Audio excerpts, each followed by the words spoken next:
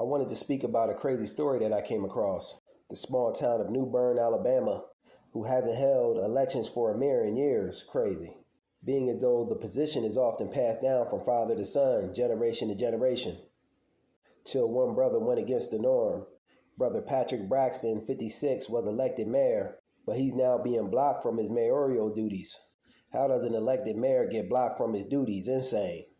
For years now, the battle of who is really in charge of this town, and it's now the center of a federal lawsuit, as tensions run extremely high in the town of Newbern, Alabama. Newbern is a small town about a mile long with about 200 residents, an old cotton town. So that means slavery, where they say the history of slavery runs deep in the town's soil. Cemeteries are still racially segregated. There's a part for white people and a small part for black people deep in the woods, where descendants of former slaves are buried, and black people are still buried till this day. For the first time ever, a child of those black ancestors rose up to become mayor of the town. He says in his own words he wants to make the town a better place and bring people together. But they're blocking this brother from doing his job because he's a black man in a small town that still wants to hold on to his racial past and history. This brother has filed a federal lawsuit and said that some of his white neighbors are keeping him from his job and that they also locked him out of office. Crazy. Patrick Braxton, the mayor, was born and raised in this town, and he became the town's first black mayor in 2020 when he filed the paperwork at the county courthouse to run for the position. Up until that year, they say no one could ever officially put in for the job. Crazy. That's crooked. These wicked people passing the job of mayor down from generation to generation just to keep it inside their family and control it. They say 60-some years this town is going without an election. Insane. In response to a federal lawsuit, former Mayor Haywood Stokes III, he even admits the town of Newbern hasn't held an election for a lot of years now, but they deny racism and a conspiracy to keep blacks out of the position.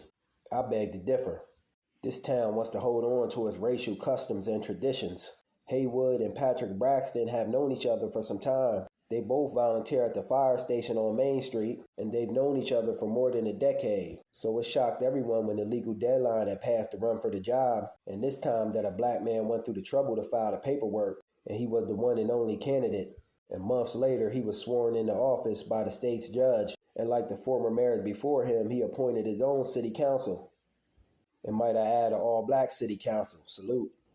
Giving brothers and sisters jobs. I love that. They say the town is an 85% black town. The city council members themselves say it feels good for a town's officials to look more like the residents that they're serving. Mayor Patrick Braxton says he met with the former mayor to get the keys to the city. All he said was, "Here you go," and immediately walked off. He volunteered with this guy on the fire department, known him for some time. Goes to show you that just because you work around some white people or may even know some white people, that they still could have a racist white supremacist mindset. This guy was clearly angry of a black man becoming mayor of that town. The city council said that they had a meeting at City Hall, and maybe the next day or something like that, the doors to town hall were locked, and they have been locked for 2 years now. All because the mayor and his staff are black.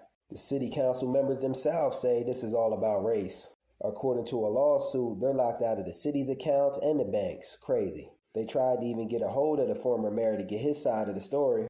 He never even answered his front door when it appeared that he was home. Here's where the story gets sticky, family. The former mayor is trying to hold on to his position, and he's claiming that Mayor Patrick Braxton has 2 residents inside the city and 1 outside the city, which would disqualify him from becoming the mayor. And it is true, it appears. Braxton has more than 1 home, 1 inside the city and 1 outside the city. One his city residence that he rents, and the other one he lives in with his family. And the one that he lives in with his family is outside of the city. The former mayor is also claiming that he gets to hold on to the job because of a special election that took place that was held in October, weeks before the Black City Council meeting. Sounds to me like the former white mayor is just pulling the card of "I'm white and I say so." Patrick Braxton, the brother, is the mayor. Salute to him. Case closed. Peace.